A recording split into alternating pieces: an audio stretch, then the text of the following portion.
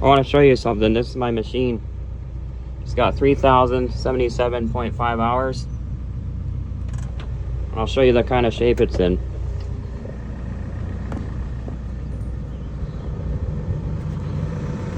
Here's a stick.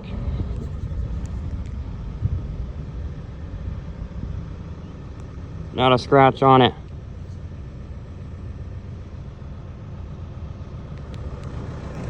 And keep in mind, this excavator, all I do with it is clear trees. I cleared this lot and I've just got it running right now because they're getting ready to come move it for me, but all this thing does is clear trees, and I put about 90% of the hours on it. Look at that tail. Not a scratch on it. Respect your machine, it'll last you a long time.